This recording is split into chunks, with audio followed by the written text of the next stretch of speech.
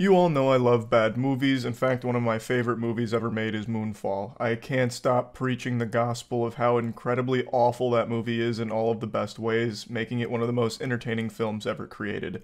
I just really love bad films, but of course there is a line.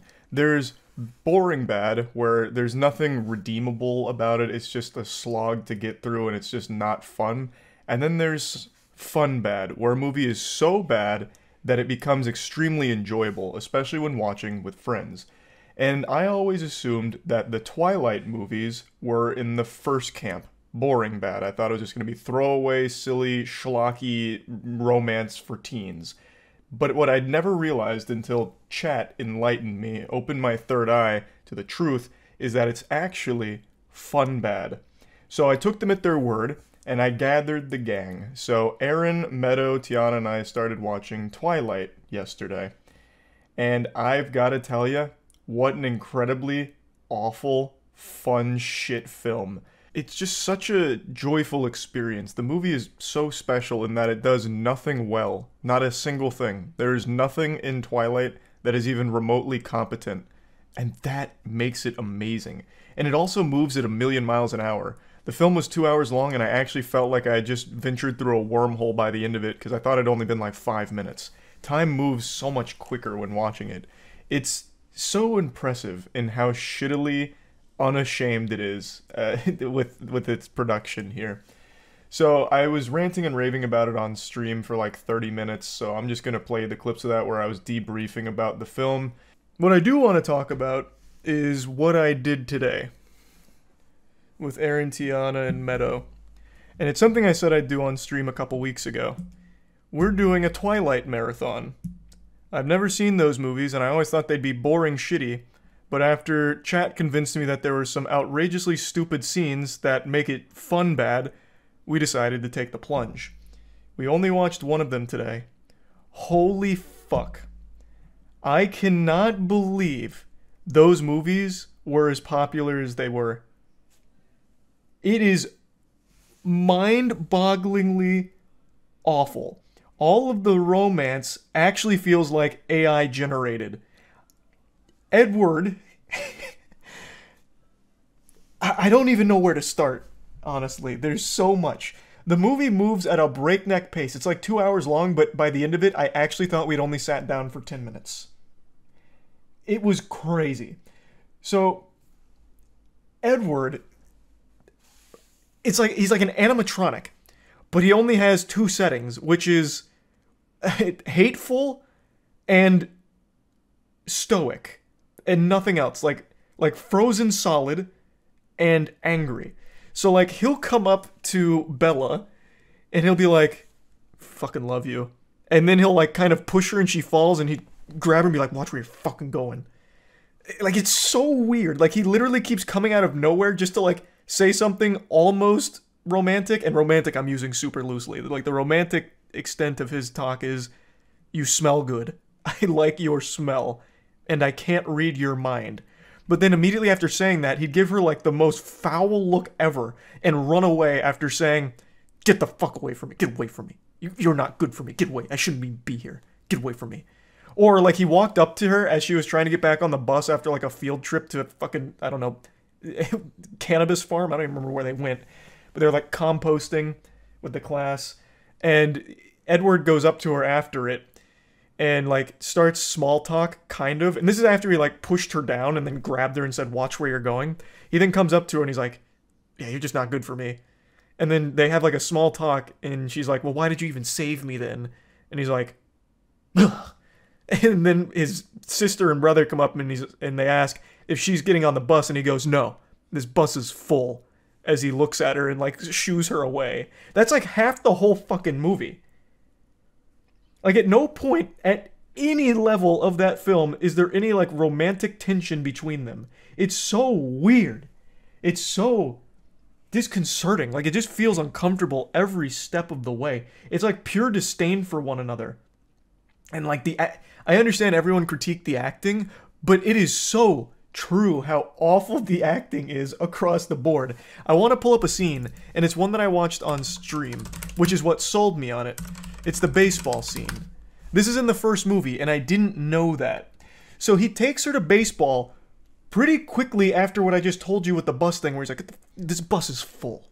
And, you know, shoo, bitch, get the fuck out of here. Fucking whore, harpy, run. Get away from me. And then he, like, ends up inviting her to a baseball game with his family of vampires. And this shit is so uncomfortable, it's so weird. And we watched the extended director's cut, which was only like an additional 6 minutes of staring at each other. So when these people come up, the only time we've seen them is they kill some guy on a boat, implied kill. And then he makes out with her, and this guy smiles and watches for like 15 seconds. I shit you not. That was one of the extended director's cut scenes that they threw in there. Him watching these two make out. And it goes on for an uncomfortable duration. So he's apparently chief cuck of this vampire team, and then they come out here to play baseball, but then everything goes awry because he smells Bella, and he likes her smell. So now he's hunting Bella, and that's the enemy. It's so unbelievably dumb. Like, I couldn't believe what I was watching. I couldn't believe it. These movies were wildly popular. And yet, it is terrible. It's not good as romance, it's not good as anything. Nothing works in all the right ways. It was fun bad. It was actually fun bad. Are you Team Edward or Team Jacob? So we only started the second Twilight, New Moon. We're 40 minutes in, but Aaron fell asleep after 20 minutes, so we decided we'll just postpone it till tomorrow and pick it up again. We'll have to rewind it to catch him up. But right now, Jacob is the only one that can actually even talk to Bella without just, relentlessly insulting and belittling her. Every time Edward talks to her, it's just mainly insults and being weird and edgy. One of the things he says, I shit you not, while they're in class and they're watching Romeo and Juliet, he says, man, you know, I really envy them. And Bella goes, why, you know, Juliet's perfect and their love and all that. And he's like, no, because they can kill themselves. No, I envy their suicide. It's so stupid. And that's like half of his lines. So yeah, we finished the first one. The second one's already off to a crazy start. In the second one, the big conflict that happens right away is a scene that we also saw. It's the paper cut scene. So what happens here, it's like right off rip. He's taking Bella to, like, her birthday party with the vampires here, and she cuts her finger. And Jasper, this guy who's in a state of perpetual Vietnam flashbacks, sees the blood after she cuts herself on the present, and this guy just has a fucking breakdown. So he, like, charges her. Edward then pushes Bella all the way against this, breaking all of this glass, shattering it all on her arm where she's bleeding even more, and then he looks at her so disappointed. Like, you bitch, how could you bleed in front of my family? Have you no shame? So then he breaks up with her because she bled. The logic being, I guess he wanted to protect her because she bleeds. I am so drawn into the lunacy of this franchise. I had no idea it was like this. I thought it was a standard romance, like absolute garbage, throwaway schlock. It is so special in how unapologetically, nonsensically stupid it is. It doesn't even do the romance right. Or at all, for that matter. And there's 5 of these bitches, too. There's 5 Twilight movies.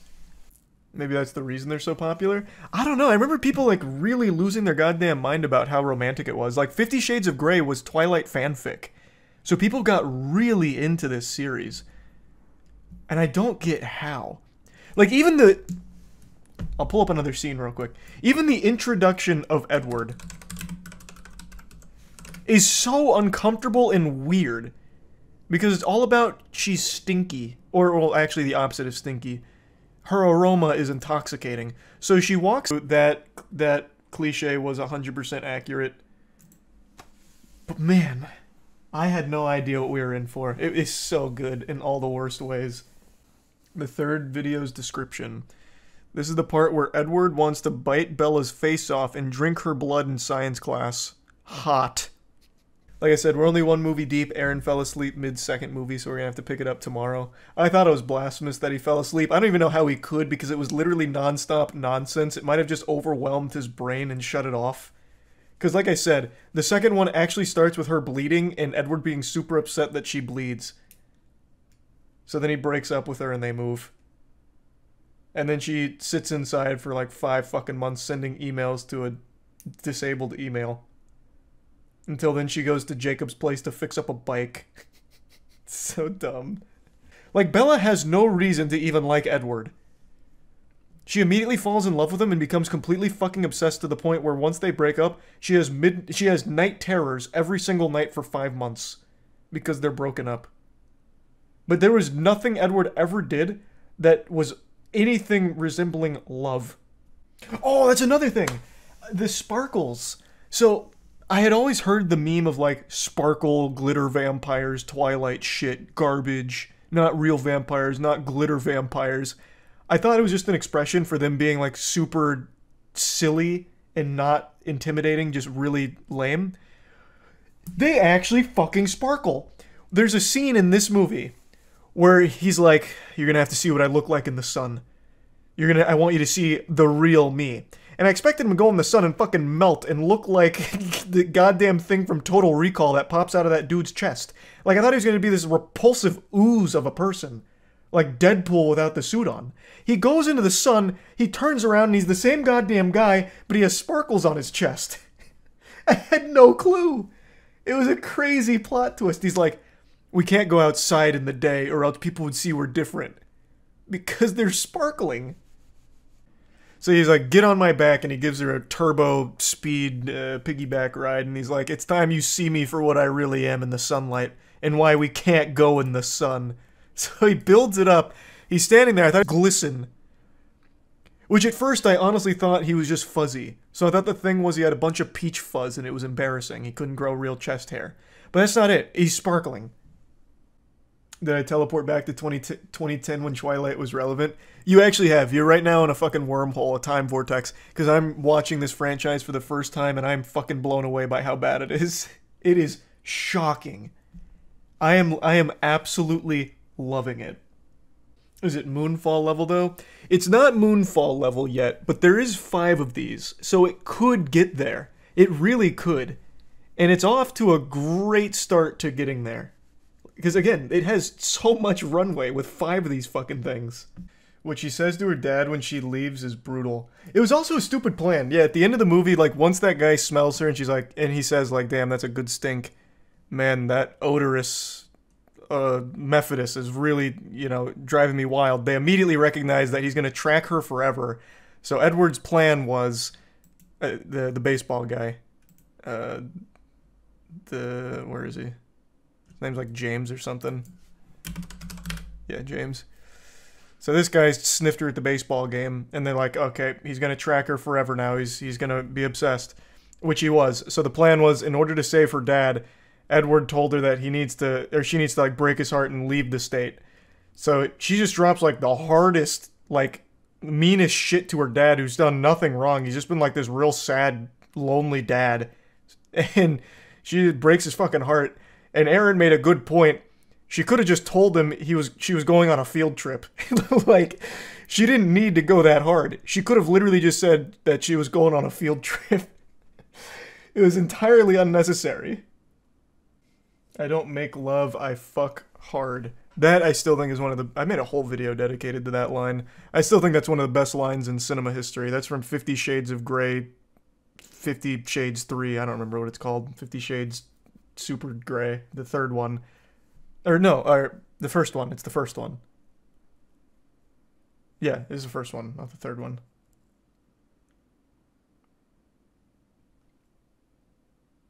He actually says that. Yeah, he makes her sign a contract. And then she says, are you going to make love to me now? So he leans down and he says, I don't make love. I fuck hard. Epic. Goosebumps. Every time. Also, it was super cute because Aaron and Meadow had Twilight shirts on today, so we were really in the zone. Aaron was rocking Team Jacob. Meadow had Team Edward. It was not Rari. I really don't remember what it was. Moist Meter Twilight Saga? No, but I'll probably do these debriefings after each movie. On stream. I mean, I've already been fucking ranting about it for like 15 minutes now. I have so many thoughts on it. If I was to plug it into the Moist Meter, I'd be giving it all the way up to like an 85. This is a very fucking fun, bad movie. But like realistically, like objectively as a movie, it'd be like a 20 at most. But I always heavily weigh the fun of a film. That's what I expected, but it's not. Like, even their action scenes are full of entertaining cringe, like the baseball thing, or, when he saved Bella from that ragtag group of dudes who were, like, hustling her sideways on it. Audio? I don't want it to get, like, DMCA'd, because I don't know how that's gonna work with Twilight, to be honest with you. But you don't need the audio. That's the beauty of their acting. Their actions speak louder than words. Distract me so I don't turn around. Oh yeah, they're driving away and he's like fucking hyperventilating. And he's like mad at her. The entire ride, like, home, he's like mad at her for it. He's like, distract me so I don't turn around and rip their heads off. And then he just gets like real aggressive with her. And then they eventually both like touch the air conditioning and their hands touch. And then he gives her like the nastiest fucking look of all time. He's like, oh my god, fucking dare you, bitch. You fucking bitch. He's 109 years old. He's not 2,000. And also his backstory is really silly. So the whole story is the Cullen family comes from one guy, Dr. Cullen. I forgot his name. It's like Carlio, something like that. And he's a doctor. His whole thing is he wants to help people. But if he can't save them, he turns them into a vampire to save them. And Edward was the first one back in 1918. But if that's really the case, and he's been a doctor for this many years, over 100 years now, he would have definitely had more than like 6 vampires that he'd turn. If his whole thing is, I'm saving everyone I can, he would have absolutely like turned 1,000, 10,000 people by this point as a fucking doctor. He's not going to be able to save all of them. So who is he picking and choosing? Did you mention the scene where he asks her about Jacksonville, then she trips and he calls her a fucking idiot for tripping? That's what I was talking about. That's at the, like the hemp farm or wherever they went. I don't know. Where they were composting. That's what I was talking about. Like, I forgot the conversation was about Jacksonville, but he was like, he overheard her mention Jacksonville. He's like, well, what's in Jacksonville? And then he like kind of, I thought he nudged her, but maybe she just tripped. So she like loses her balance and like trips and he grabs her and he's like, oh my god, look, can you look where you're going? Yeah, I mentioned that. Today the world gets a little bit brighter because The Idol is finally over. And boy howdy, I tell ya, the season finale is something special. An unbelievable disaster. This series is only 5 episodes long, but it delivers cringe that will last a lifetime. 5 episodes, and it feels like you get about as much story as reading 5 seconds of a Tumblr erotic fanfic. There is nothing of substance here, no message to be delivered, and the final episode is downright insulting. I think this season is up there with Game of Thrones Season 8 in terms of how much of a fucking catastrophe it is. The final episode here is an actual speedrun to just end the show as quickly as possible, because I guess the director, Sam Levinson, had already busted his nut and was just kind of done with the property. I'll dive into the meatballs of this spaghetti in just a moment with the finale here, but I just want to say, I am convinced now that my theory is correct. I believed that this whole show only existed because Sam Levinson is a sexual degenerate who made this show for his own pleasure, and the finale kind of confirms my hypothesis. The finale basically just ends abruptly, without bothering to finish any plot lines or have a sensical conclusion whatsoever. Again, I'll get into it in a moment, but I honestly can't think of any other reason for this show's existence other than Sam Levinson having something to play the skin flute to. Like, there is nothing of value here, and legitimately everything in this show is sexual. There is not a single scene that goes by where Lily Rose Depp's character, Jocelyn, doesn't have her titties out. Even something as simple as going to the store looking for clothes has her with her ass cheeks clapping in the wind and nipple boobies just fucking flopping around, and then eventually getting raw dogged in the dressing room moaning for the entire store to hear. There is not a moment that goes by in this show that isn't just softcore pornography. It's baffling. It doesn't have a message. And it's not just Jocelyn, but she's the main character, and Sam uses her like just a portal to the honkers dimension. Even though she is actually an interesting character that could have had a really interesting story told about her, instead Sam just decided to focus on making the whole show just a countdown till her melons pop out. That's it. It is very much a show that seems to be only about the sex and nothing else. And also making The Weeknd a clown. I have a conspiracy theory that I think Sam Levinson secretly hates The Weeknd and convinced him to take this role just so people would make fun of him for it. So they wrote the goofiest, most over-the-top, embarrassing character ever, and Sam convinced The Weeknd that it was a good idea. Because I don't understand how he even signed up for this role. It is genuinely embarrassing. The Idol is one of those rare circumstances where it doesn't have a single fan. Pretty much everything ever will at least have a couple of people pumping their fists defending it from people that didn't like it, but not The Idol. The only group of people I've seen defending The Idol are actual porn-addicted coomers and not much else. And them ejaculating over the show, I wouldn't exactly call a great defense for the show being good. And that's really it. And I understand why, like, that's the only people stepping forward to go to bat for the show, because that's really all the show is. It really does kind of boil down to, well, looked like it was just softcore pornography after all, and there was no real story here. This is one of just the very exceptionally rare circumstances where pretty much everyone comes together to dislike the same thing equally. So I guess The Idol works in that regard. It's like a unifying moment for everyone on the planet to laugh at this fucking abomination. But now, let's get into the finale. So I've made a video going over pretty much everything up till this point, so I'm not just going to recap everything, but let's just look at the finale and all of the sins that it commits. It pretty much just changes everything and abandons every plot point that it's built up over the season. Not that there's very many of those to begin with, but they do like a 6 weeks into the future thing, and every single character is completely different now. Everything has changed, and they just kind of fill you in a little bit on what's happened, which I think is always such a lazy cop-out, but I'm getting ahead of myself. Between episodes 4 and 5, we saw that Jocelyn fucked her ex to get back at Tedros for manipulating her. That was her ultimate revenge, and Tedros was outside of her room drinking and crying, listening to her cheeks get clapped. So that's kind of where episode 4 wrapped up, and episode 5 picks up with him in like a coke-induced trance. He's basically just a fucking lobotomite wandering around, like short-circuiting because he's on so much coke and so goddamn loaded.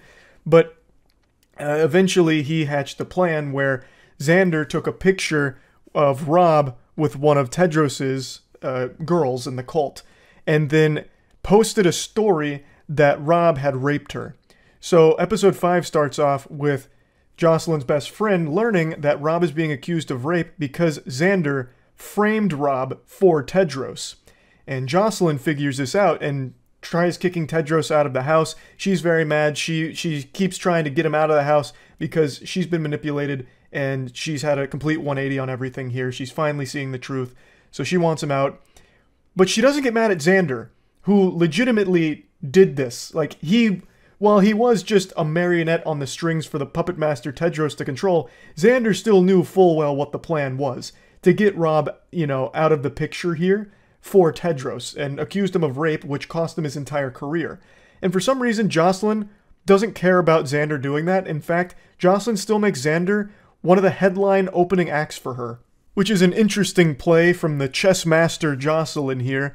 But episode 5 basically is a completely different person than the entire series has ever shown us, and it happens like that. Like, all of a sudden, they just wrote a totally different character and just put Jocelyn's name on it. Because now, all of a sudden, she's taken control, and she's kicking Tedros out, which is good. Like, it's about time. She's opened up to the scam and hates Tedros, getting Tedros out of there, but she's taking all of Tedros's extremely talented singers and putting them in her show. But then there's like this, half the episode is spent with all of those singers performing, and it goes on for way too fucking long. They're performing in front of all the music industry executives, and they're like, oh, this is mind-blowing. I've never heard someone sing notes like that. Oh my god, the Lord has come down and blessed us for this performance. You're all hired. We're doing it big, baby. And that's like half the episode, so it drags on for so long. But during these performances, there's a scene where the older lady is talking to Tedros, and she's like, I know Jocelyn didn't do this. This is you, Tedros. Didn't you? And she's like fucking slapping him awake because he's fading into the shadow realm from being so high. And he's like, yeah, no, this was me. And she's like, okay, well, you and I need to work together because this is real talent. You found them. And then actually 3 minutes later, she just fucking hates Tedros. She's like, yeah, he's such a fucking weird loser. Tedros sucks. and then helps to ruin his entire life because he is a bad guy. Eventually, once Jocelyn gives them the okay, they run a big piece exposing Tedros as like a former pimp who went to jail for a lot of heinous shit. And that lady who actually 3 minutes ago wanted to help Tedros and work with Tedros and not Jocelyn apparently was integral to helping that come to play. Why and how? This is what I'm saying. They set up these things in the episode too, and then just forget that it ever happened and pretend that it never did. Like, it doesn't follow any plot lines to its conclusion. It just leaves them and forgets. Another one. Jocelyn's best friend has been hyped up across the entire series as the only person seeing through Tedros' scam, seeing him for the evil person that he is. And in this episode, she's happy to see Jocelyn finally learning that too, but she still kind of gets left in the dust by Jocelyn, who doesn't really like communicate super well with her. And she just leaves, and she's never heard from again. Like, they don't even like address what happened. She just vanishes, and like out of nowhere. She leaves a note on Jocelyn's bed, and unless I've been like neuralized by the Men in Black, they never even show what the note was or even hint at what it could be. She just is gone. Like, actually just left this corporeal dimension out of nowhere without doing anything. So her entire existence in the show was meaningless. She did nothing by the end. Nothing that she did contributed to anything. It's actually just shocking. Like, me explaining this episode sounds like the ravings of a mad lunatic. But this is actually how the episode plays out. It is nonsensical, convoluted, messy, stinky, repulsive. Like, it's awful. Everything that could go wrong with a single finale went wrong with this one. It's an absolute disaster by all definitions. It just really feels like Sam was in his refractory period. Post-nut clarity, he's like, damn, I really didn't make a good show here. Let's just end it. Because originally, this show was pitched as 6 episodes. But then they, like, cut it down to 5, I guess, and then are trying to pretend like, no, that never happened. That's the Mandela effect. It's always been 5 episodes. And it's like, no shot. I just watched the finale, and there's no way you meant for it to be 5 episodes. Because it feels like an entire episode is missing. There is so much development that must have happened off-screen in between these, like, fucking fever dream cuts of an episode. Like, there had to be something that explained it. Something that developed the characters there at some point, and it's not here. So they, like, loosely cut together something that resembled a plot, but not really. It's fucking terrible. You remember how I mentioned in, like, episode 2, or, like, where the backup dancer for Jocelyn was stabbing her in the back? The music industry executives were like, Jocelyn's backup dancer can sing and dance really well. Let's give her Jocelyn songs since Jocelyn's going through such a weird period in her life. And they were hyping that up like it was going to be the biggest plot point. Like, oh my god, she's now getting betrayed by people that she thought she could trust. And it turns out that that lady's working with Tedros. What's going to come from this? Spoiler alert, fucking nothing. In this finale, they sit that girl down again and they say, hey, we changed our mind. You can't have Jocelyn's song anymore. And then they send her on her way. They just say, scram, get out of here. It's like actually a 1-minute scene, maybe 5 sentences, and that's it. They just wrote that entire thing out, and you never see that character again for the rest of the episode. It even had the gall to try and be deep for a moment, where Tedros gets pulled aside by Jocelyn's manager, and he's telling the story of Little Red Riding Hood, and they're doing like cuts to Jocelyn like, she's Little Red Riding Hood. And he's like, do you know what happened to the big bad wolf? He got fucking gutted by the hunter, and I'm the hunter. And then he like tries to pay him off to get out of Jocelyn's life, which Tedros doesn't accept. So then they print the piece about how he's a pimp and a horrible person, which ruins his entire life, basically. And then Jocelyn goes to her tour 6 weeks later because they do a time jump, and she's wearing a red hood, thus going forward with the Little Red Riding Hood story that her manager told earlier. But it's so goofy and pretentious because that story had no bearing on anything. Like, it didn't actually make any sense in the context of the show. It tried so hard to be deep, and I can already just picture the think tank at the Idol HQ, the writing room, filled with cigar smoke and fucking soiled trousers from constantly ejaculating about the amount of sex that they're writing in the show. And they're like, we need something real profound, real deep. They hit another line. What about Little Red Riding Hood? Genius! Oh my god, Sam, genius! Print it, write it down, quick, quick! But it doesn't work. It doesn't make sense in the show at all. It falls so flat. It's like they really thought that this would be like a statement piece, like the Idol would be remembered for this Little Red Riding Hood moment. But all it was so laughably pathetic. So pathetic. But by far the biggest crime the finale commits is its last 10 minutes. The last 10 minutes have to be some of the worst in all of televised history. So basically, Tedros' career gets ruined, right? So everything gets shut down. They expose him for being a pimp and holding a woman hostage, going to prison for 6 years for awful crimes. And then Jocelyn's on tour. She's about to perform, and Tedros shows up at the ticket booth asking if he has any tickets, not really expecting much because Jocelyn, said, "Fuck you, get out of my life, I hate you, we're done." But he still decided just to try. And it turns out Jocelyn did leave him tickets. So Tedros takes the tickets, goes to see Jocelyn in the dressing room, and then she's, taken back control. Now she's the authority figure. And this is supposed to show the development how she's no longer like, a puppet or putty in the hands of Tedros.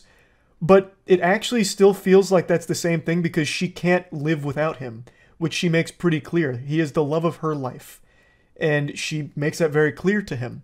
So it seems like the power was still on Tedros' side, so they didn't even tell the story of Jocelyn getting out from a manipulative, abusive situation and getting out of a fucking cult. It had her going right back in the very end.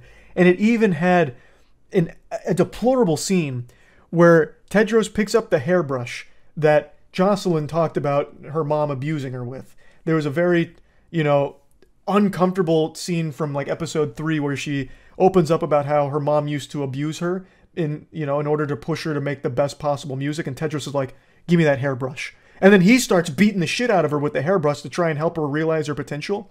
So Tedros is in the dressing room here in the finale. He sees that brush and he's like, "This is the hairbrush your mom abused you with, right?" And she says, "Yeah." And then he turns it over and he's like, "But it's new." And then she just looks at him back in the mirror. I'm not even making that up. That's a real scene here. And then she goes on stage and all of the music execs are celebrating like Tedros is finally out of the picture. This awful person is finally gone. And Jocelyn goes on stage and says, "Tedros, come out here."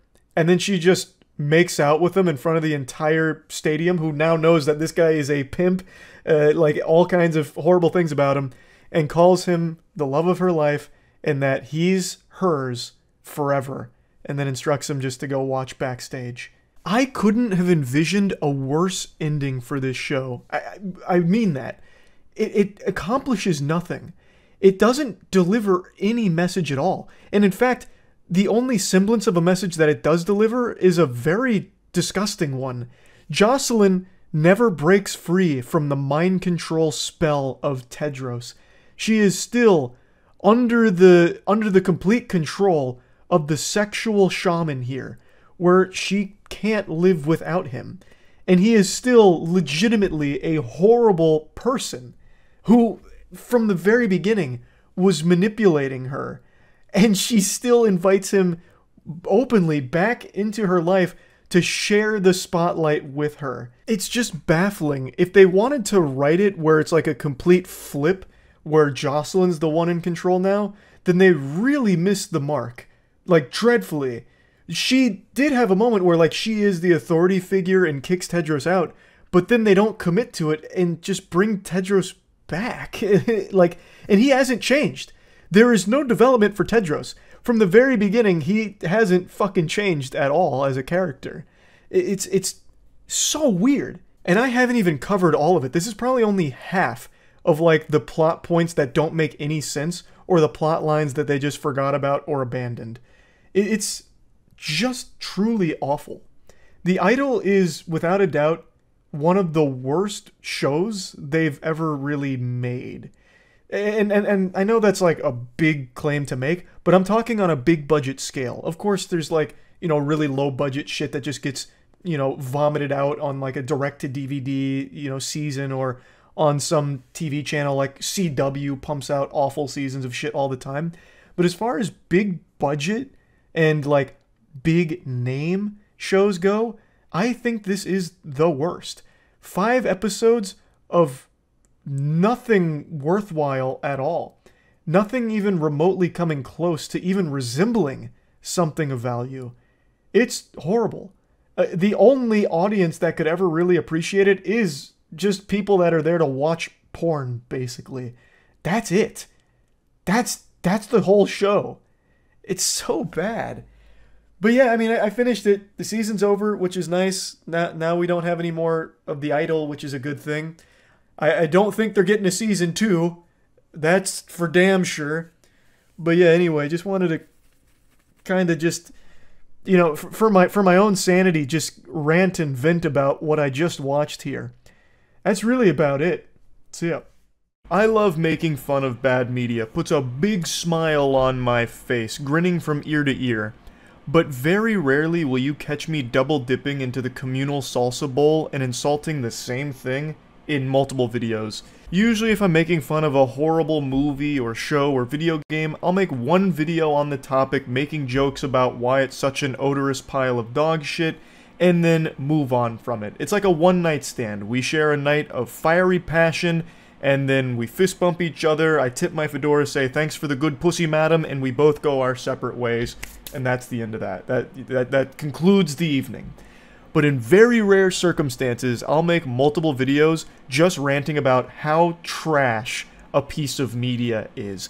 And that is reserved for the most exquisite of stinkers this world has to offer. And brace for impact, because here comes the cold water, Star Wars fans. Unfortunately, I'm putting my hand back in the cookie jar here. We're double fisting on this topic because The Acolyte has absolutely shocked me with just how bad it continues to be. It was only 5 days ago I conducted my investigation to find out whether or not The Acolyte is the worst Star Wars show that's ever been made, like a lot of people were claiming it is.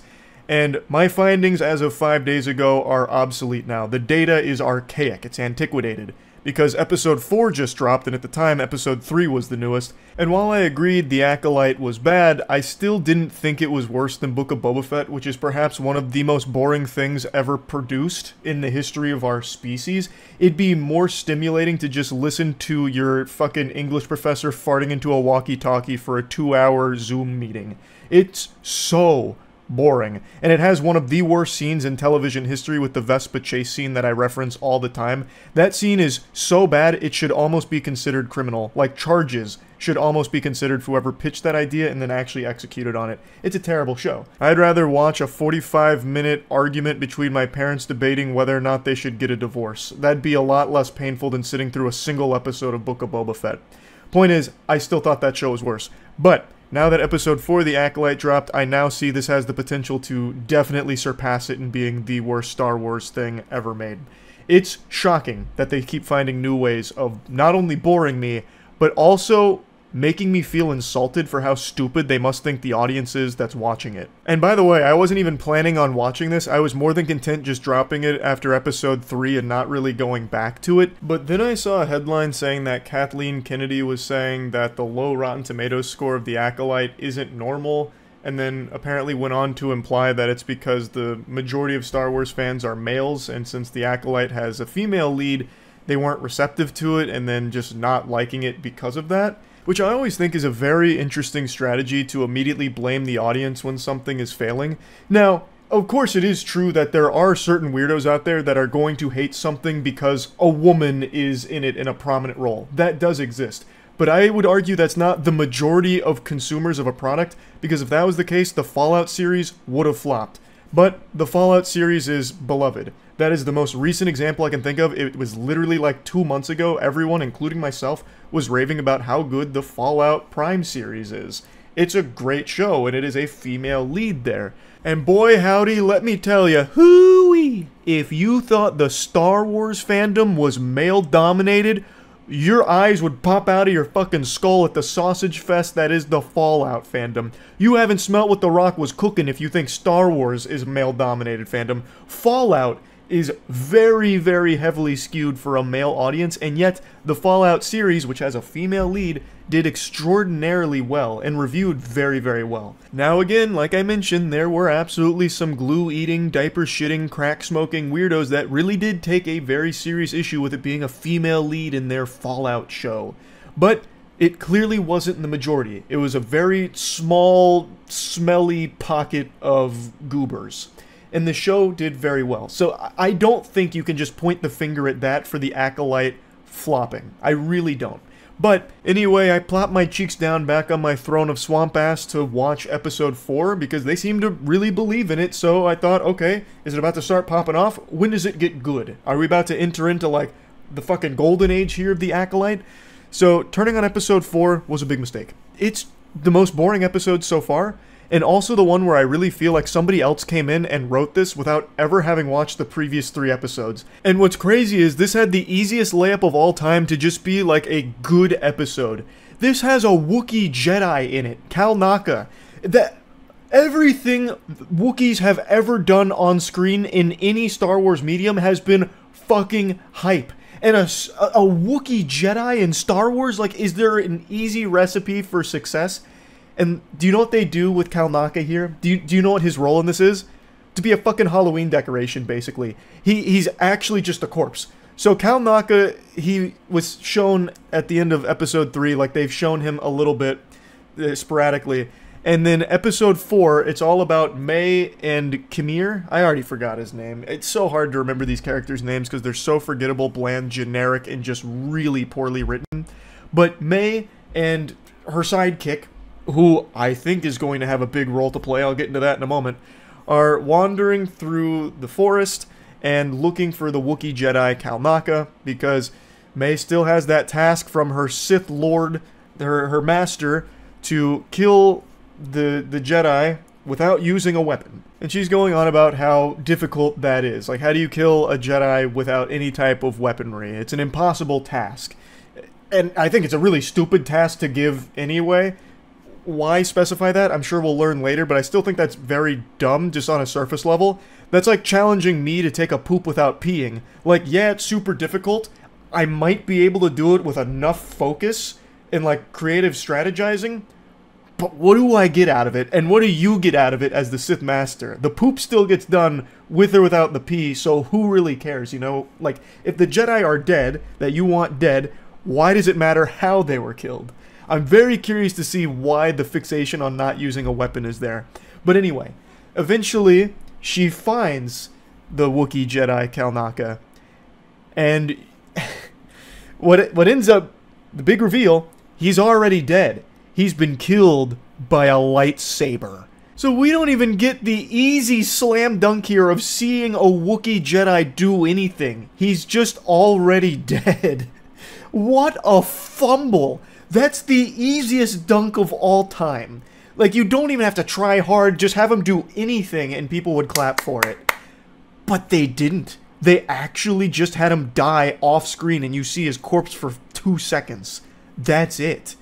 That's just a shockingly stupid decision. Unless they bring him back with some kind of forced necromancy or something, I don't see him having a role in the show going forward. It's just, that was his role, to get hit with a lightsaber off screen and add to this mystery of who did it. Of which I don't think there's a real mystery present because it seems super obvious that I'm praying they're not going to do it. But anyway, I didn't even get to the stupidest part. So May, the main villain of the series, who has killed 2 Jedi Masters right now. She had a great fight scene with the first Jedi Master in episode 1 with the bar scene. It's a great fight, which is a really, like, narratively it's a stupid fight, and how the Jedi Master dies at May's hand is pretty underwhelming. But the fight is very flashy, it's choreographed very well. As I have said since the last video I made, the action choreography in the show is pretty good. Like, I like the fights a lot. You know what episode 4 has none of? Fights. You know what episode 4 has a lot of? Nothing. So they're not even utilizing the strongest part of the show. There's no fights here, which they could have easily had something for the Wookiee Jedi. She also did kill another Jedi Master, albeit in a much less interesting way. Master Torben, who was just this lobotomite that couldn't stop levitating. He literally just levitates for like 24 hours a day, I guess, and refuses to talk to anyone until May came through with a little vial of poison, and then he floats down and he says thanks and kills himself, basically. Well, not basically. He literally just drinks the poison and dies. That's it. So, like, we've had one good fight with the Jedi Master, and I really thought we'd have something for the Wookiee Jedi, but nope. Subverted those expectations in the lamest way ever.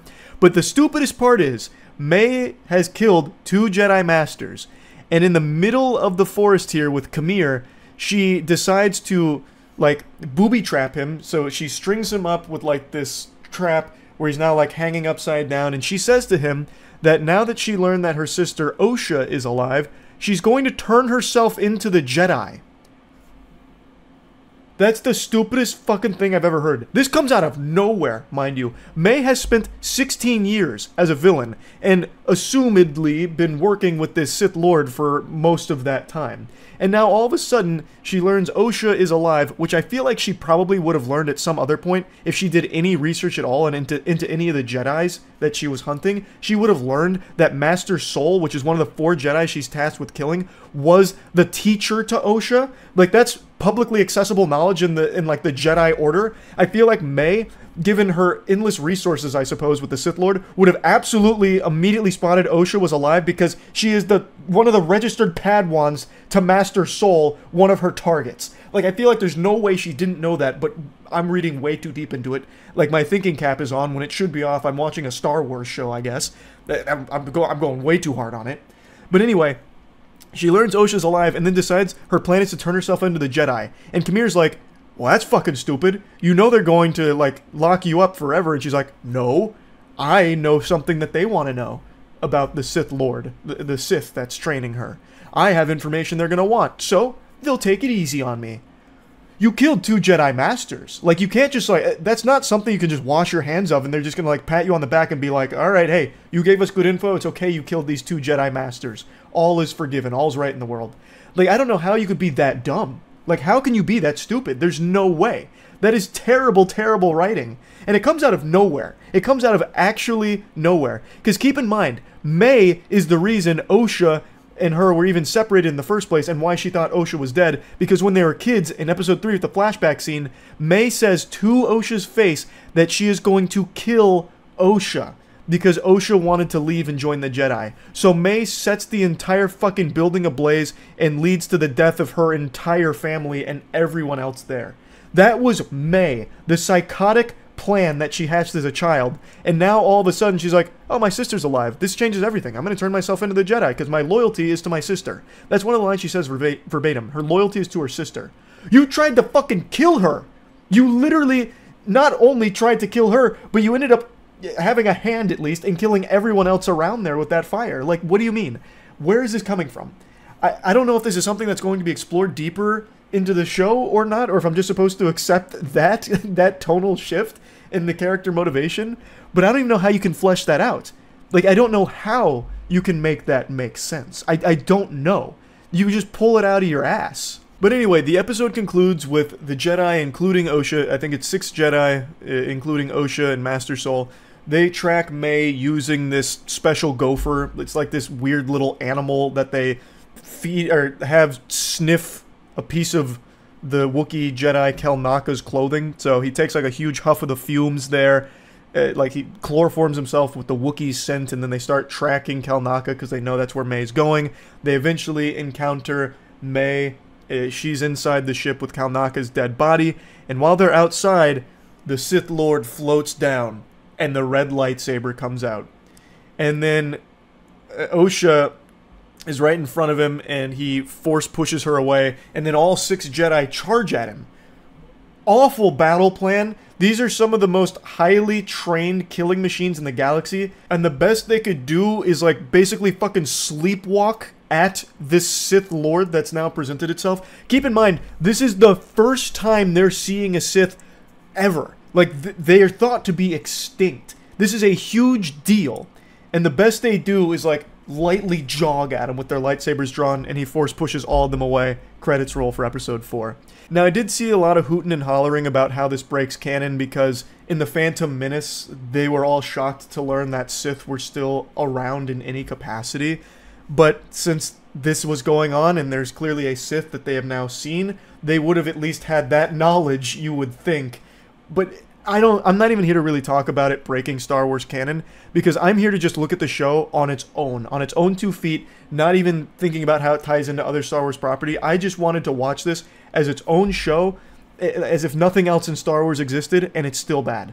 Like, even if you go into this only caring about what you're seeing in Acolyte and not how it ties into other things, it's still just not good. It's just boring, and it is really poorly written, even in its own self-contained 4 episodes so far. It's also really weak visually. For a $100 million plus budget, this actually does feel like something that would fit right at home on the CW station. Like, every time they show Coruscant, I want to cry. Like, it just looks terrible. It actually looks like a PlayStation 1 cutscene. And a lot of the visuals just look super cheaply made and haphazardly thrown together. And that is not the VFX team's fault. These VFX teams are getting used and abused, and they just have no time to actually finish their work anymore, and my fucking heart breaks for them. It is so sad how poorly treated the VFX artists are. So I don't blame them at all when a show comes out looking like this, because I know this isn't their choice. They just didn't have time because of these strict fucking deadlines that they get hammered with to actually fully flesh out the visuals. Now, there is something I want to mention. I hinted at it a moment ago about something very predictable. Khmer. I'm still not going to bother looking his name up because I just don't care enough about his name. Khmer being the sidekick of May, the one that made the poison for her. I'm quite certain that he is the Sith Lord, the mysterious man in the motorcycle helmet with the red lightsaber. I think they are making it very obvious that he is a lot deeper than we're being led to believe he is. He's not just some goofball that May is traveling with, who also happens to be indebted to this mysterious Sith Lord. I am pretty confident that they're going to have the big reveal that Khmer is the Sith Lord. Both he and May are on this planet, and now the Wookiee Jedi is mysteriously slashed with a lightsaber, and somehow the Sith Lord is also here, all while Khmer isn't present. He's supposedly still entangled in May's trap. It all just seems like it's going to be him that's the Sith Lord, which I think is the most predictable shit ever, and I'm fingers crossed they don't do that. That would be so embarrassing if they actually did, because it's so obvious. That would be really, I mean, I guess that'd be fitting for the show, to be fair, but still, it would still feel so lame. I just wanted to put that out there. I think that's the direction they're going, but I'm hoping it's not. But yeah, I just watched episode 4, and I just had to talk about it a little bit more here. Now I'm committed to just finishing the show to see how it wraps up. Like, I'm really wondering where they're going to try and take this, because right now it's just not good. Like, it's really not good at all. But at least the fighting is good when it's there. Episode 4 had none of that, unfortunately, but when there is fighting, I do like it. Whoever's working on their action, like the action department here, the choreographer, they are carrying. They're putting some actual passion into it, and I appreciate it. Hopefully the next episodes are only action, because that's the only thing this is getting right. Anyway, that's about it. See ya. I'm a human being with a lot of emotions, but the main one you're gonna see me exhibit today is anger. I got into a bit of a debate with a friend of mine today about what show has the worst ending, and just remembering some of these endings just got my blood boiling. You know, I couldn't help but just grit my teeth, get like real upset about it as I talked about how some of these endings ruined amazing shows. Now, obviously, I think the right answer for the worst ending of all time goes to Game of Thrones. Game of Thrones was one of TV's most popular productions. Even just mentioning Game of Thrones and their ending is immediately causing a monsoon, so you can see even the Thunder Gods are upset about how that wrapped up. Of course, there are other shows with noteworthy, horrible conclusions, but Game of Thrones is the obvious, festering, oozing zit that we just need to pop right away. It is, I think, objectively the worst conclusion ever to anything. It killed the entire franchise and its relevancy forever. Think of other equally popular shows like Breaking Bad, which ended far before Game of Thrones, but it had an amazing ending, and Breaking Bad is still talked about constantly today. Whereas Game of Thrones, no one brings it up, except for Game of Thrones House of Dragon, and that's because it's brand new, but no one brings up anything about Game of Thrones anymore that isn't related to House of the Dragon. Like, it just doesn't happen, because Season 8 was so horrible that everyone collectively wanted to forget it. We all came together as a society and tried to, like, hypnotize ourselves into believing that it wasn't real. like a fucking Men in Black neuralizer trying to erase it from our memory. Even though Season 7 wasn't great either, Season 7 was when it really started to go downhill, but everyone huffed a lot of copium praying that Season 8 would redeem it. But instead, it just publicly executed the franchise and Gangnam-style Fortnite danced on top of its corpse. It was disturbing how awful it was. Rest in peace, Game of Thrones. What's really interesting about it is there's an actual reason for why it sucked ass in the last 2 seasons and had a terrible finale. Like, you can actually pinpoint exactly the cause, the catalyst, for this eruption of shit. And it's because the showrunners, D&D, D.B. Weiss and David Benioff, had just landed a Star Wars deal where once they finished Game of Thrones, they'd be working on Star Wars. And they were so excited, like kids on Christmas morning, they got Star Wars, that they decided to, you know, throw away Game of Thrones. You know, they were done playing with that toy, put it back in the toy chest so they could move on to something cooler like Star Wars. So HBO offered them more seasons to wrap up the series, but D&D decided they didn't want that. They decided to speed run it, and that's exactly what we got. A rushed, putrid pile of puke.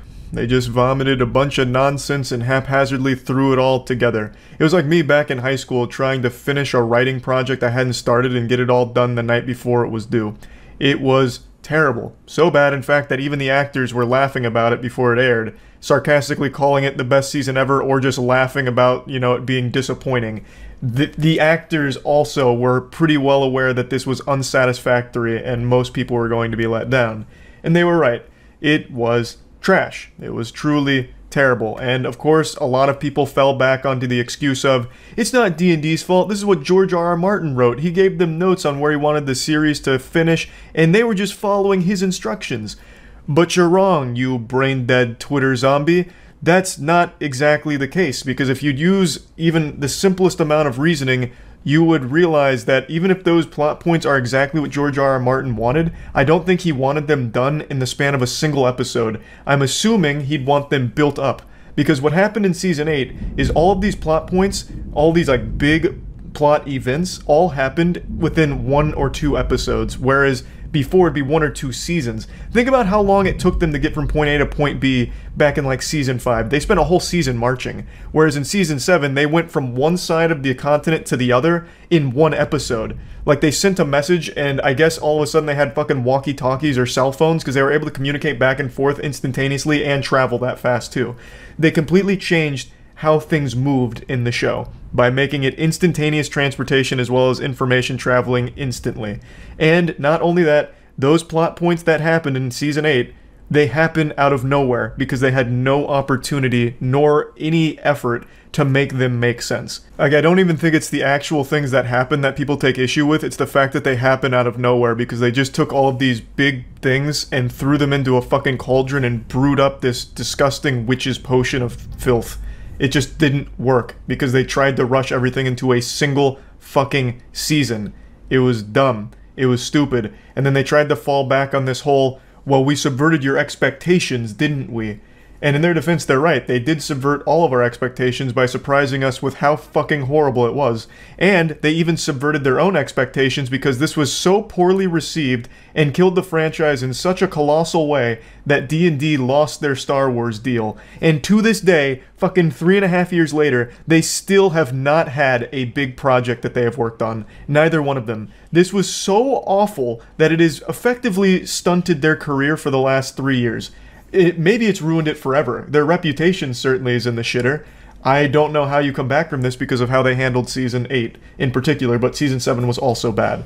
So, you know, it's poetic, really. I got a little lost in the sauce here ranting about this show once again, but it is, I think, the absolute worst ending to anything that's ever been created. Now, I'd like to give a couple honorable mentions here. The first one going to The Promised Neverland. Promised Neverland is a manga and anime series with the first season of the anime being hailed as a masterpiece. It was widely praised by pretty much everyone that watched it, and Season 2 completely ruined it in a way I've never seen done before. I think it's the worst ending to any anime, as well as anything animated ever. It is super shitty. Unlike Game of Thrones, it's not even just the writing being bad and everything going wrong. This show stopped being animated. Season 2, the ending... Let me explain. So Season 2 follows the characters right after Season 1 where it leaves off. There's no, like, jumps or gaps or anything. But what ends up happening is by episode 3, they decided we gotta finish it quick. And it was so bad that the people that worked on it, the higher-ups that worked on Promised Neverland Season 2, had their names scrubbed from the project. You can't actually find some of the credits here because the people didn't want their name associated with it because they knew it was terrible. This was while it was airing, they took their names off because they knew how bad it was. It's beyond embarrassing. It's shocking how awful it was.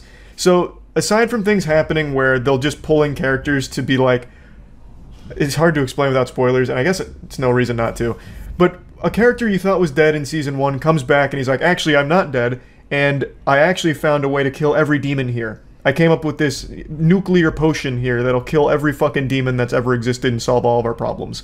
He doesn't explain how, he just has it.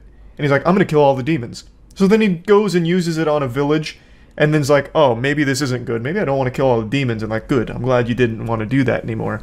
So then they go to like the main demon headquarters, they have a big victory there. But the manga continues for like fucking 10 more chapters or something, but they didn't want to for the anime. So what they did then, after their victory, they then did a I think it was 5 or 6 minute slideshow of like art where after we won here, we encountered hardship here with the demons. But then we won there, and then we won here. And then we made this portal to go between human and demon world, and we used it. And then we did that, and now we're in the human world and we're happy. And it's all explained in a post-narration and slideshow, like individual pieces of art that show it, not animated. It's so fucking laughably bad. It is regarded as the most disrespectful season of any anime ever because they completely gave up. They just threw in the towel and didn't actually give it any kind of care whatsoever towards the end of Season 2, and it showed. So yeah, definitely a very special catastrophe there. I don't even understand how it happened because The Promised Neverland was an absolutely massive success, so I don't know why they wiped their ass with it in Season 2 and fumbled it, but it is what it is. Now, one of the other endings that my friends pointed out, like I don't even know why I was being vague about it. This was on the podcast. I talked about it with Andrew, Jackson, and Kaya, though it was mainly just Andrew and I that were talking about endings because Jackson and Kaya also agreed with Game of Thrones, but Andrew brought up one that I didn't know, and it's How I Met Your Mother. So I looked into it a bit, and I completely agree this sounds like shit. I only watched a few episodes of How I Met Your Mother, but Andrew enlightened me on why the ending was so unbelievably horrible. Basically what happens is you spend the entire show wondering like, oh, who's the mom of all these people here? You know, it could be anyone, it could be Robin, it could be this and that, and you just have this guessing game. And then the show ends with it being like a completely different woman who's already dead, and then the guy goes to Robin anyway. So it's just like this totally worthless like, haha, surprise! It wasn't who you thought it was going to be, but it still kind of is, as I understand it. Again, I didn't watch a whole lot of How I Met Your Mother, so I can't opine too heavily on it, but just the idea of that as like a gotcha thing, like, haha, you couldn't have expected it to be this woman who's already dead, did you? It just kind of makes me laugh. That does sound like shit. And looking into it, it seems like most people hated the ending, but still liked the show. And a show like How I Met Your Mother can get away with a bad ending because it's not so much about where it ends, it's more about the journey. Like, it's a comedy. You're having fun, you're laughing. But when it's a show like Promised Neverland or Game of Thrones, the ending is extremely important because the journey and the destination really matter. Like, yeah, you've had a lot of fun along the way, but you need to see how it all wraps up. Whereas here, you know, the main point is being comedic, so as long as you were laughing, it accomplished its goal. We also briefly mentioned the ending to Lost, as well as the ending to Scrubs, both of which are very subpar and not appreciated by huge fans of the series. Again, in both of those shows, I only know a little bit about them. I only watched them on and off, so I don't have a strong feeling on either one. But we did all recognize that they have terrible conclusions and fans don't like them. But the only other show that I can strongly give my perspective on for a terrible ending is yet another anime, which I know, kind of weeby, I've listed 2 anime, but, you know, anime is notorious for having terrible endings. Like, I don't know what it is, but so many anime just have absolute fucking garbage finales. And that's the case with this show, Platinum End. But the difference is the whole show's bad. Platinum End is just not a good show at all, but the ending is special in how horrible it is. This I'm just gonna fully spoil. So Platinum End is about choosing the next god. God's dying, need a new god. So some of the angels go out there, choose people, they compete to be the next god, and eventually they do come to a conclusion on who it's going to be. And it's a child who throughout the entire show has said numerous times that all he wants to do is die. Like, that's the main thing. He wants people to be able to die on their own terms and for him to die as well. And that's who they choose to be God. And what happens when he becomes God? Almost immediately into the job, like almost right after becoming God, he says, looks like these people don't need me. So he kills himself. And when he takes his own life, all of humanity ceases to exist. They all poof out of existence. Roll credits.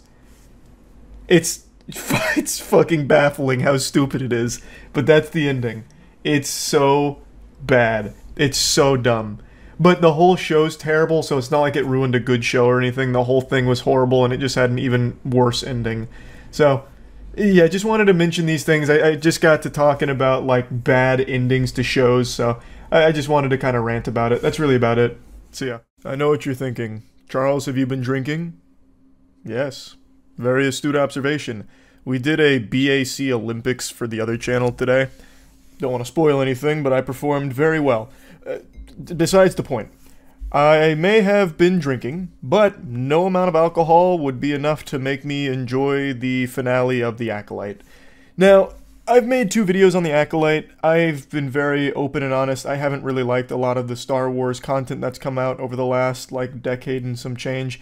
Save for a couple of exceptions like Andor or the first 2 seasons of Mandalorian, or, very hot take, even the Solo standalone movie. But aside from that, I just haven't found myself enjoying much of it, and The Acolyte is something I started just because of how much it was shit on by the majority of people, and I just can't resist horrible media. I'm drawn to awful media like a Coke addict to baking soda.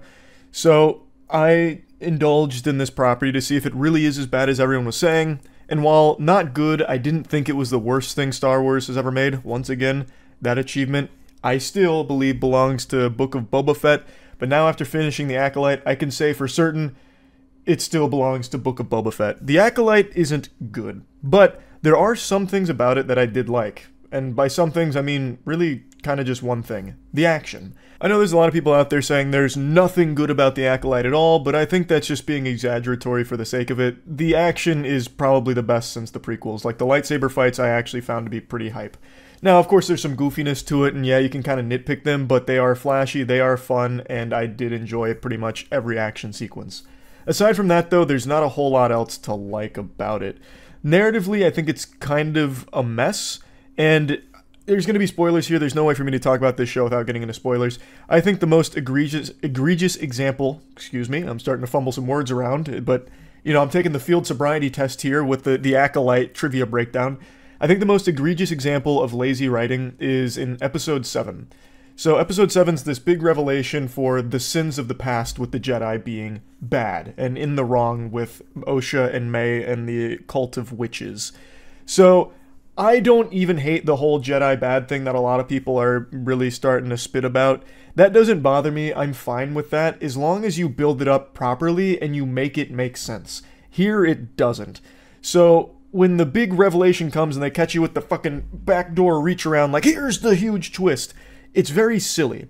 So it turns out that Torben, the guy who was floating for like 16 fucking years, literally in suspended animation, basically just snoozing, acting like Zenyatta, and then May shows up and he decides to kill himself, drinking poison and thanking her for it. His crime was wanting to leave the planet the witches were on early. So the Jedi were stationed on Bryndock looking at virgins, and they ended up accidentally stumbling upon the witches. Sol saw the twins, and that led them to the witches, and Torben was crying about wanting to go home early. Wah, wah, wah, give me some fucking French cries. We've been here too long. I want to go home. So what ends up happening is Torben, in his haste to leave, decides to storm the witch's place to try and speed things along. Sol follows, and then it's an absolute fucking disaster. Osha, as you all know from the previous episodes, wanted to go with the Jedi. May did not. There was this big back and forth conundrum with the witches where their mother, who was like the head of the coven, was going to let Osha go with the Jedi. She's like, you know what? These are very important girls to the coven, and if Osha wants to be a Jedi, who are we to stop her? So she was already on board. Like, this is what Osha wants. This is what Osha's going to do. So Sol and Torben getting there early definitely throws a wrench in everything, but what ends up happening is shit starts to get poopy. You have the big disagreement between Mei and Osha, where Osha has a wild overreaction and decides to just set everything on fire, watch it all burn. And then Sol and Torben are with the witches. Tensions are very high. And then it reaches a boiling point where the mother, in a panic, decides to turn into a smoke demon in front of Sol. Without telling Sol that Osha decided to go with the Jedi, and Sol is there, kind of talking about it, without informing him that that was the decision Osha made that they were going to abide by, she gets some news and turns into Smoke Monster. So she starts, fucking evaporating into this, dark cloud, this dark energy, and Sol stabs her, which kills her.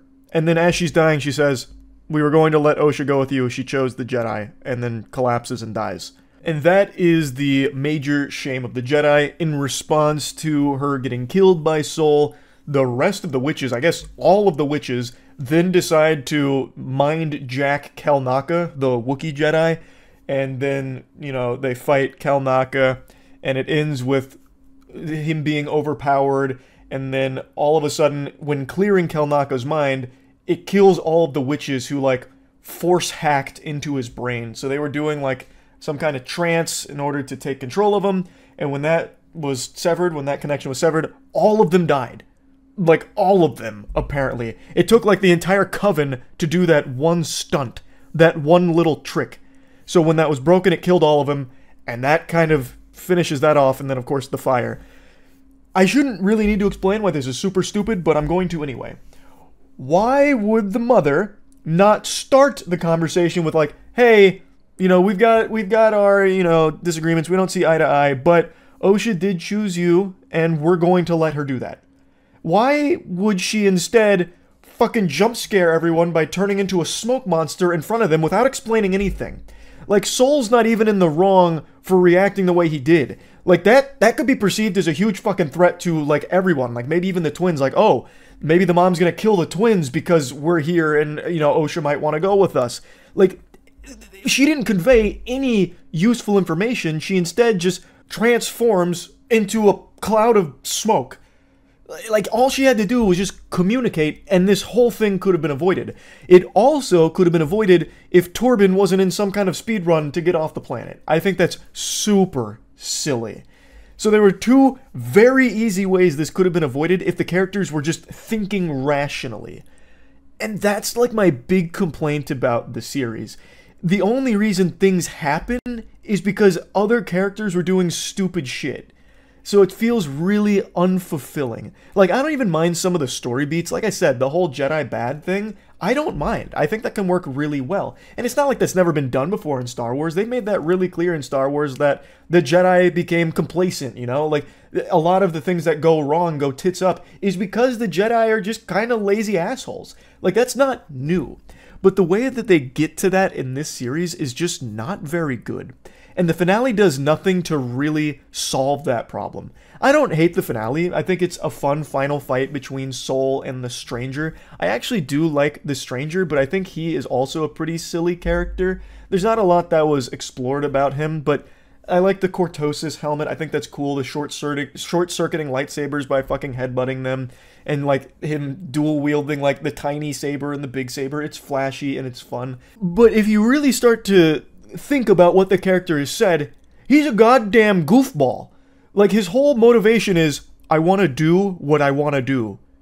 What is he, 6 years old? What, he wants to play in a fucking sandbox or something without mom and dad coming out there telling him he's got to go to bed and brush his teeth? What? Who cares? That's stupid. That's a really dumb motivation. His whole thing is, the Jedi kind of betrayed him. They don't really explain exactly how. I'm sure that'll be in the future if they do a season 2 or something. God forbid. But the only real information we know about him is his primary motive here is, hey, I got fucked and now I want to be fucking. And I don't want anyone to have any complaints about it.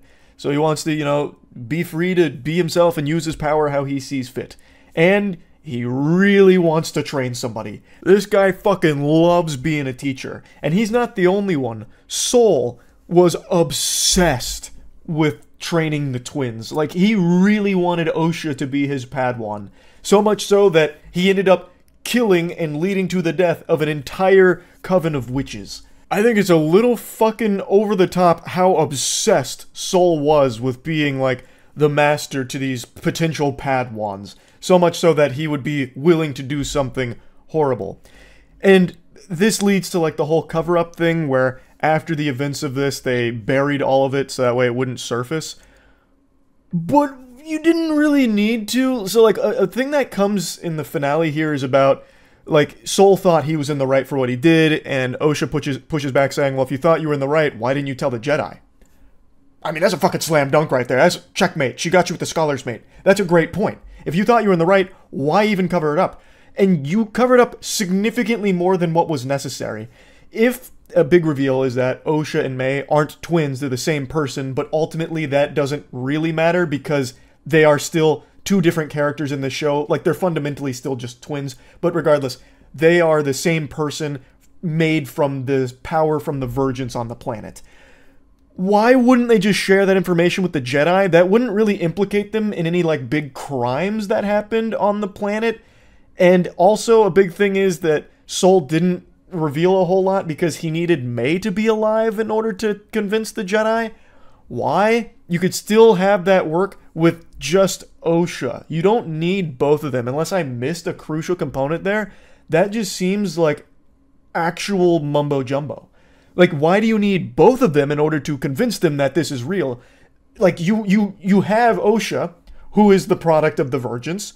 Do you need May too? Like, you could have still... Like, I don't know. It just was really dumb, and it felt like they kind of backed themselves into a corner on trying to explain why it needed to be covered up to the level that it was. And I don't think they explained it super well, because ultimately, it didn't need to reach that level. Again, I don't understand why he couldn't just share that information about the Virgins creating life here with Osha and not May. Really, a lot of everything that goes wrong in this show can be easily explained by the characters just didn't want to talk to each other. Like, it really seems like the characters have a huge apprehension with communication. Like, they just do not share information that would be extremely helpful for some fucking reason.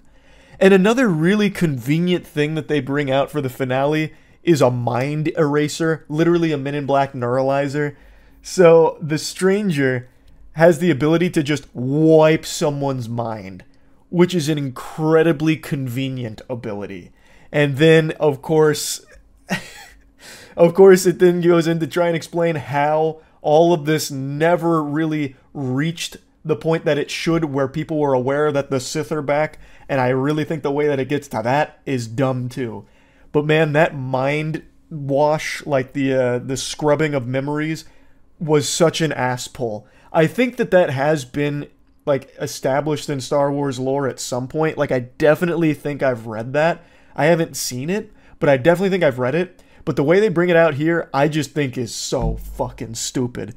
And of course, it's not Star Wars without your favorite cameos blasting onto the screen to get people hype and just, you know, going ballistic seeing them. So the back of Yoda's head's there. A split second of Plagueis is there. But it doesn't do anything to make it better. It's just there to remind people of cool shit that Star Wars used to have. It's just so disappointing because I'm not even touching on, like, how it ties into established Star Wars lore. To me, that's not the most important thing. For me, it's about, can this show stand on its own two legs without Star Wars in it? Like, if this had no tie to Star Wars, would this be a good show on its own? And for me, the answer is no. I just really don't think it knew how to actually get to the things that it wanted to. So, Osha turns to the dark side. She bleeds her lightsaber in the finale, and then she runs away happily ever after with the Stranger. And it doesn't work. Like, at no point do they really build Osha into that decision. It just kind of happens, like, super suddenly. 1 second, she's like, Jedi. You know, Jedi, May, you really fucked up and you're evil and bad for what you've done. And then she gets fed some new information about, like, what Sol did and instantly turns to the dark side without anything really building to that. Like, yes, that's super alarming information, but it's not like May's innocent either. May is also very much responsible for a lot of what happened with the death of their mother and the entire coven. So, like, I feel like that decision to immediately turn to the dark side happens so quickly, and she immediately becomes extremely powerful, force choking and killing Soul almost effortlessly.